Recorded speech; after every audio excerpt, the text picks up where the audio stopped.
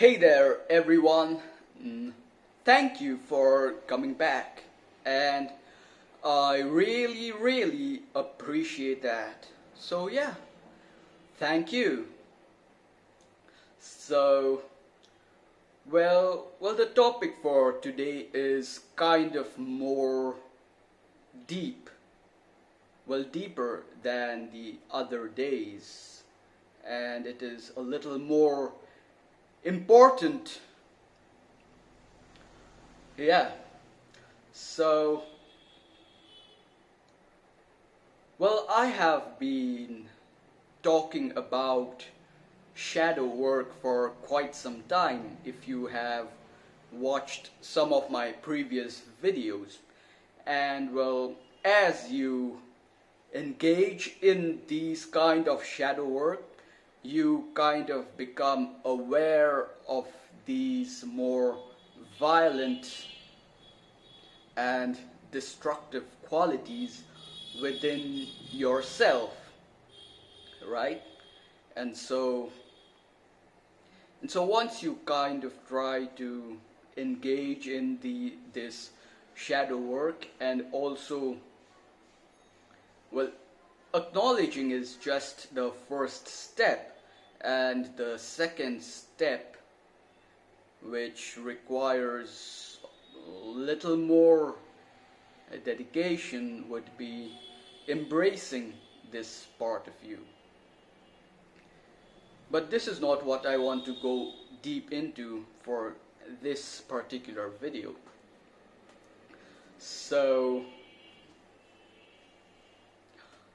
let me relax a little before getting into these details. Yeah, so once you start engaging in this shadow work, you kind of realize these things about yourself. And once you do that, you also start realizing these things in others. And that can be quite, surprising initially, because when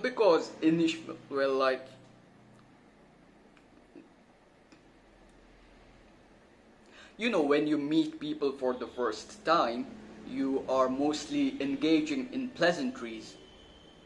And most people, to maintain the social fabric, they kind of are pleasant to each other most of the time, And so, once you engage in shadow work, you kind of can realize and see these aspects in others as well. And this can take quite a heavy toll on you. And it did take quite a heavy toll on me. So I started seeing things that I previously missed. And in the beginning, it was quite unpleasant to start noticing these things in others as well. So I think the third part of this shadow work would be embracing being okay with others displaying their shadow from time to time. Okay, now that is out of the way, and it may be a bit difficult for most people to relate to what I was just talking about, or at least the general populace who usually don't take time or do not dedicate time to this particular aspect of their own psyche development. Okay, so now that we have that out of the way, even if you do not realize this, people often display this shadow nature while talking to you. So some of them might just come off as being aggressive, or sometimes they just attack you out of nowhere, or make really unpleasant comments. Now, I have, in my experience, dealt with these kind of situations in 3 different ways, and these 3 different ways are very different from each other, and each of them have their own angles, you could say. Well, I won't say one is better than the other, and in the end it's like whichever suits you best. So yeah, so that's that. Yeah, so the first way is, well, going by the book, The Art of Not Giving an F, right? So that book talks about how we shouldn't care too much about other people's opinions and not bother about it, and just stay focused on your path, and just, block out all the noise, and in the end you kind of use that as a fuel to fuel yourself, to propel yourself further in life. Of course, the book also talks about not caring about what everyone thinks, but you should only care about what a few people think about you. Now this is a pretty dangerous area, because should you really allow, or should you really care about what these few people think about you as well? Because these few people are also dealing with their own demons as well, and sometimes, well, consciously or unconsciously, they kind of reflect these things on you as well. So should you really care about that, or should you just completely, I don't give a shit about anything, about what anyone says? Now that might be a bit dangerous in its way, because that kind of has a chance of sabotaging your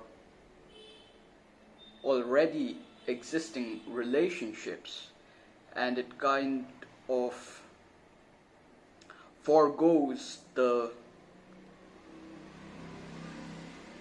permission that you are allowed to negotiate with these people.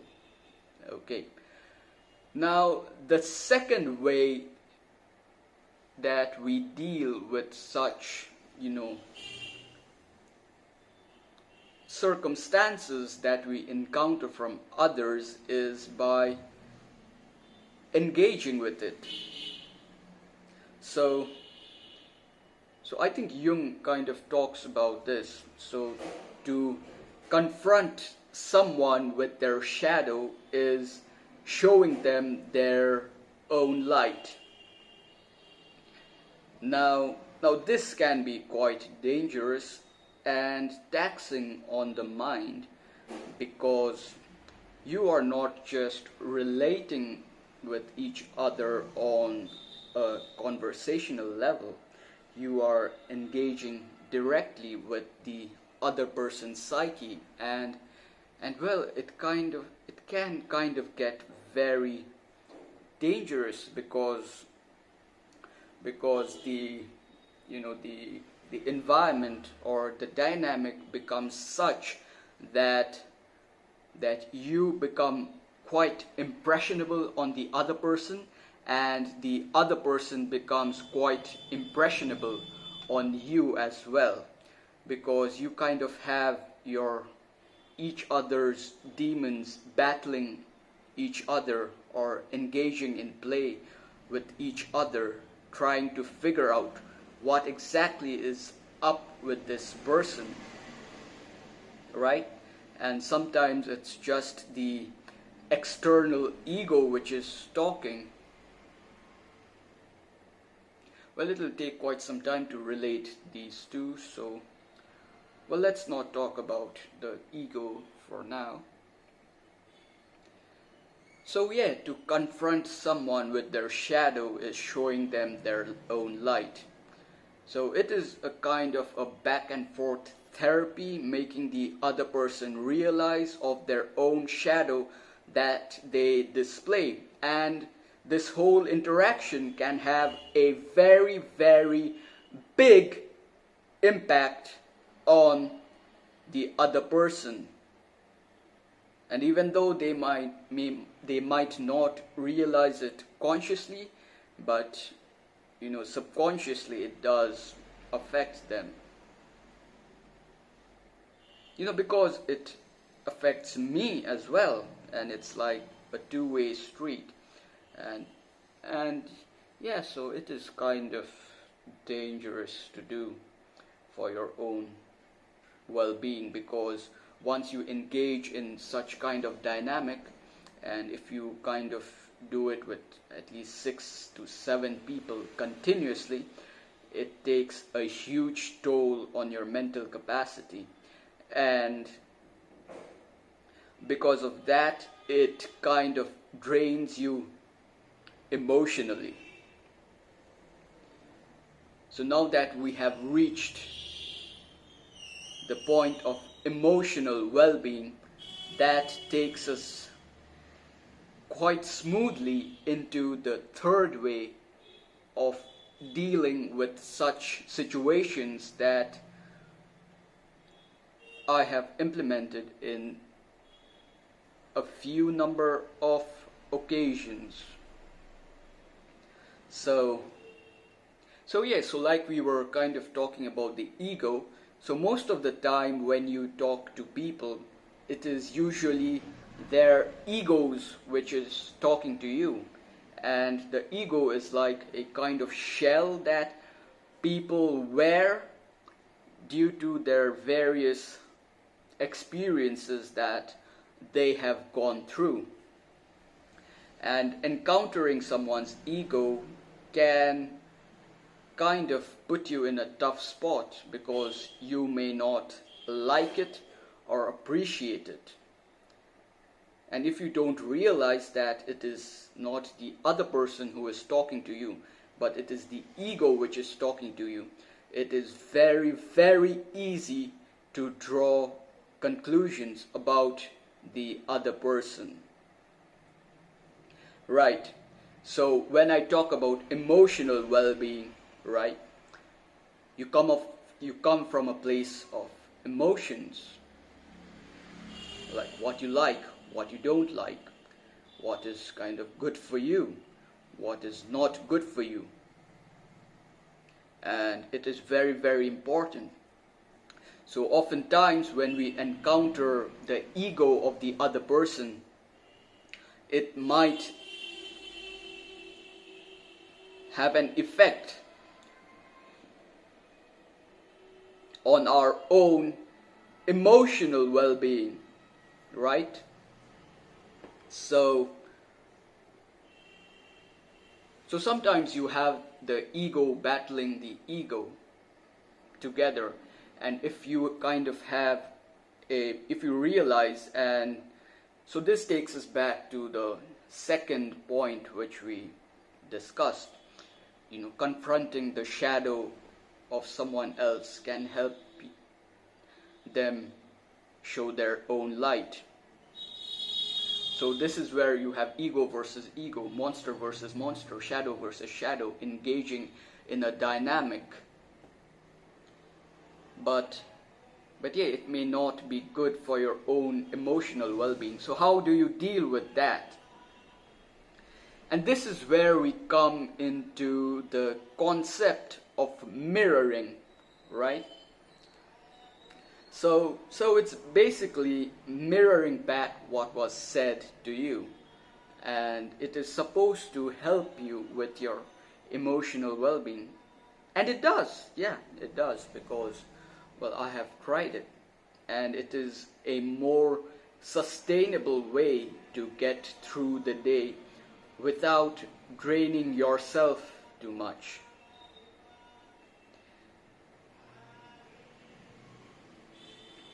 So what is this mirroring exactly? So someone tells you something, like you don't, they, they tell you something like you don't look very well today, and you just tell them back.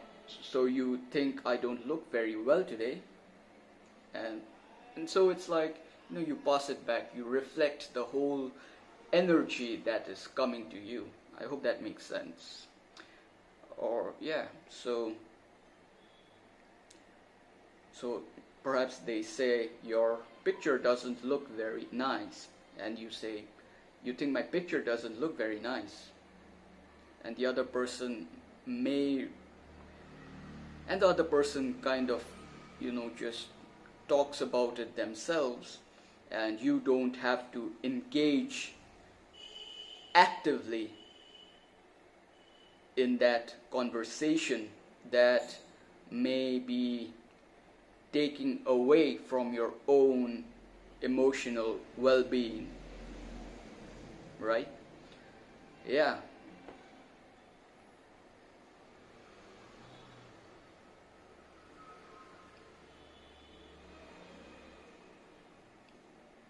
So in this way, it kind of forces the other person to look within themselves, and it saves you a lot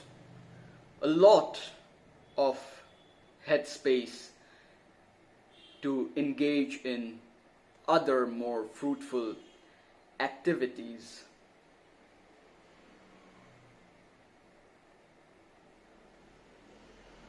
Mhm. But apart from all these three methods that we discussed, and something that I am working on myself is that whenever we speak to anyone or converse or deal with anyone, we should always come or try to come from a place of empathy and understanding. And if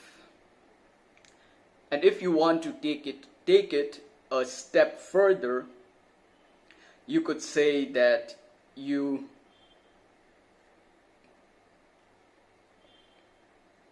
should come from a place of universal love.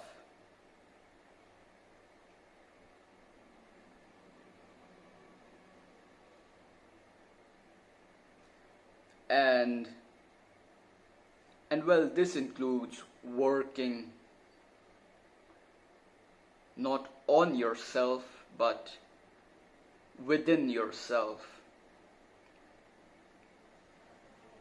Well, I don't know enough to actually talk about this aspect, but I just wanted to give you this last piece of information, you could say, to help you develop further.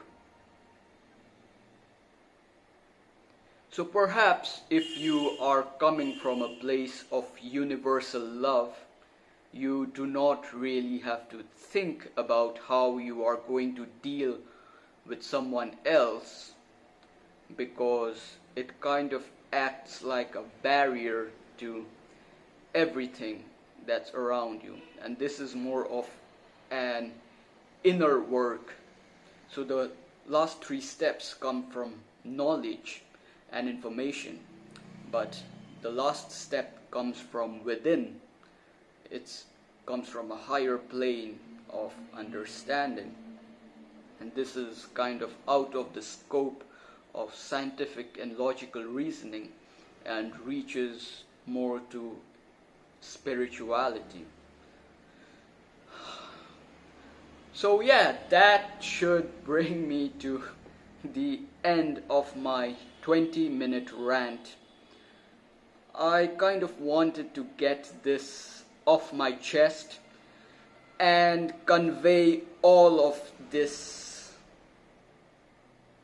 all that I have kind of learned and experimented with in the past few days by talking to a fairly large sample size from various communities and parts of the globe.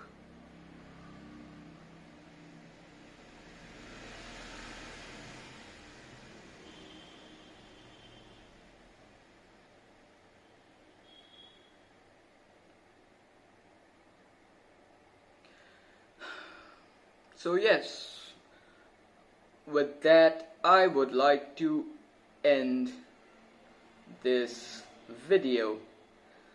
So thank you very much for sticking around, and I will see you some other time. Take care. Bye bye.